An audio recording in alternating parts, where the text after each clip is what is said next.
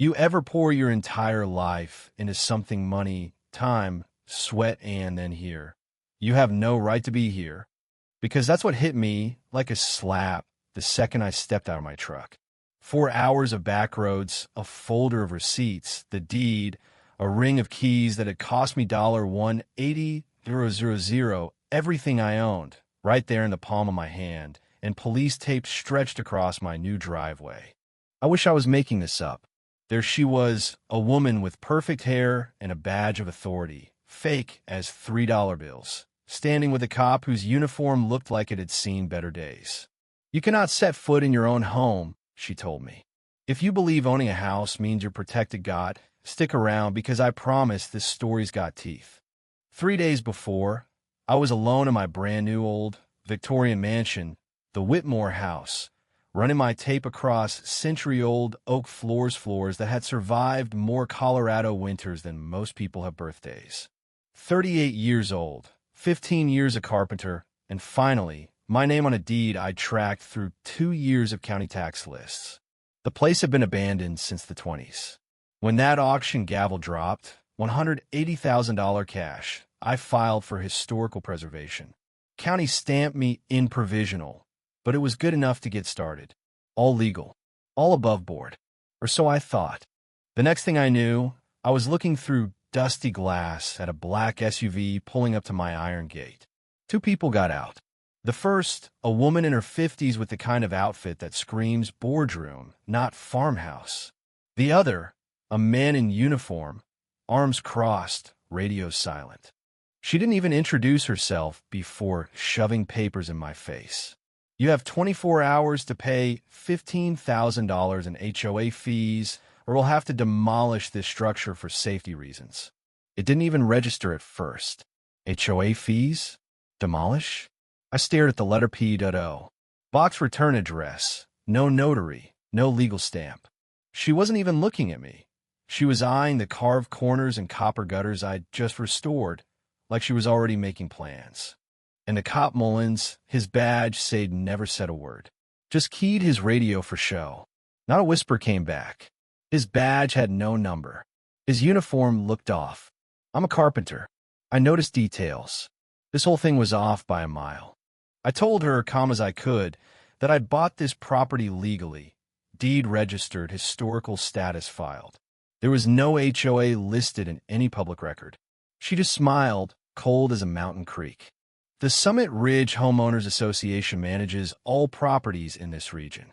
You may own the structure, but the land is ours. She claimed they could condemn and demolish just like that. I glanced down at the letter, just her signature. No witnesses, no filing numbers, nothing legal at all.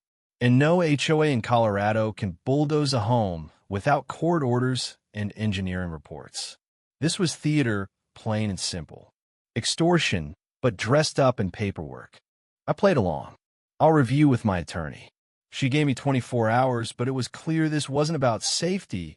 It was about pushing me out. The SUV rolled away, dust in its wake. I turned to my laptop. No HOA registered. No Summit Ridge, no incorporation, nothing on the county rolls. I know what is silent. Only rotten timber needs thick paint to hide its cracks. And this was all paint. I didn't sleep that night. I tore through every document, deed, preservation certificate, title, insurance. Clean. No liens, no covenants, no HOA anywhere. By dawn, I double-checked every line. This property was free and clear. But paperwork wouldn't stop whatever game they were playing. I needed backup. So I drove to the county clerk. Dorothy 60-something, sharp as a tax, searched every database, shook her head. No entity by that name. Never has been. To start an HOA in Colorado, you need signatures, county records, incorporation. None of that happened. Whatever they claimed, it wasn't real. But if she knew that, why show up with a fake cop? Why not just disappear when I pushed back? Simple, done this before. And it had worked. Then, out of nowhere, a woman named Brenda Nolan turned up at my door with a casserole, all smiles. Asked friendly questions, but everyone felt like an interview. Did I work alone? Any family? Did I travel? She was casing the joint, not welcoming a neighbor. Later that day, another envelope slid under my door. Violation notice for things I hadn't even done. Fake offenses piling up. My cameras caught Brenda sneaking up to deliver it, then slinking off the wrong way toward the old logging road, not the cluster of homes. Someone was watching my house. That night, a text pinged in, final warning. Pay $15,000 or face legal action. We'll place a lien on your property. And here's the kick here in Colorado. A real HOA lien takes priority over almost everything except taxes. If they faked one before I could respond, it'd be on me to untangle. Prove it was fraud, go to court, spend months and money I didn't have. Being right didn't mean being safe. I emailed Linda Prescott, a real estate attorney. She called back, dead serious. This is a predatory HOA scheme. I've seen 2 of these in the past year.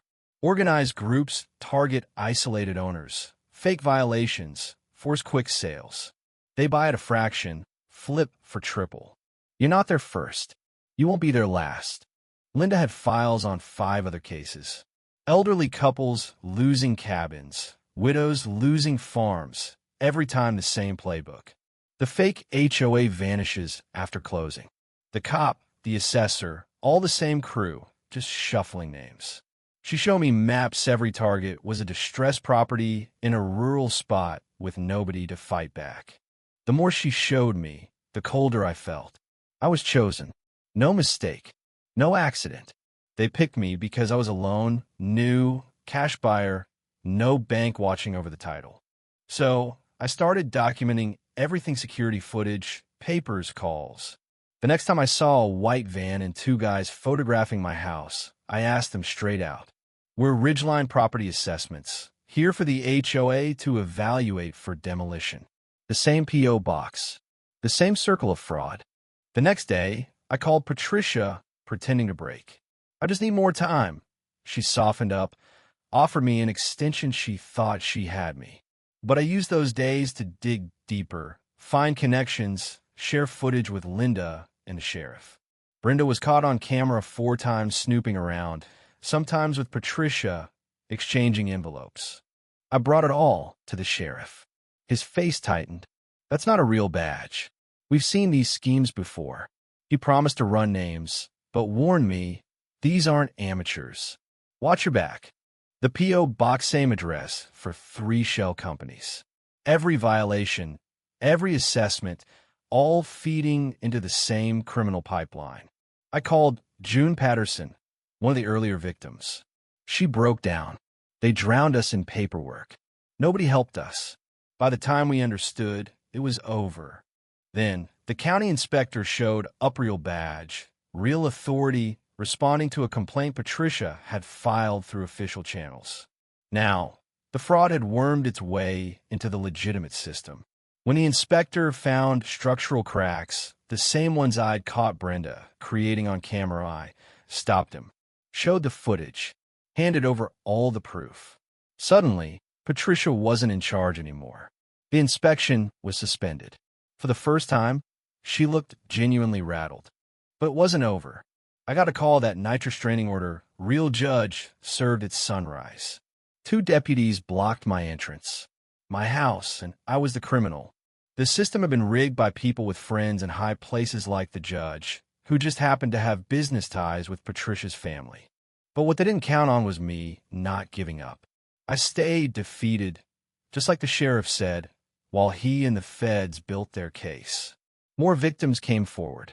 I met Agent Webb from the FBI. I had been tracking this network for months. My evidence filled the last gaps. They moved in warrants for locations raided. Brenda, the fake cop, Patricia, all arrested. In the warehouse, filing cabinet full of fake HOAs, police badges, maps, target lists, everything. Patricia's operation had stolen millions in property, year after year. Back in my house, with the dust settling and law finally on my side, we discovered something buried under the basement, a hidden chamber, built by the original owner, rumored for generations. Patricia's grandmother had been the housekeeper, and that story was her twisted motivation. All that scheming All that ruin for a treasure that had been gone since the Great Depression. All that was left: blueprints, photos, a diary, and a lesson. Sometimes people spend their lives chasing what isn't even there. Patricia got 25 years. Her network collapsed. The state passed new Lost No More fake HOAs slipping through the cracks. Victims got some compensation. My house was nominated as a historic landmark. A few months later, a silver-haired woman knocked on my door. Eleanor Whitmore, granddaughter of the original builder. She just wanted to see her childhood home again, to thank me for saving it. She gave me a box of family memories, photos, letters, sketches. I built a sign out front: Whitmore House, EST 1924, protected historic property. The sun caught the letters, and I realized what started as one man's fight had turned into something way bigger. Some things you don't protect with anger, you protect them with truth, with evidence, with stubborn refusal to give in. And in the end, that's what brought justice, not just for me, but for everyone they tried to silence. Now here's my question to you: if you saw someone trying to take what's yours, would you fight, even when the system itself seems rigged? Where's the line between defending what's right and letting go? Drop your stories, your thoughts on justice and power, right down there in the comments. And if you've ever faced off with a bully HOA, scam, or otherwise, share your battle. The more we talk, the harder it gets for the next predator to hide.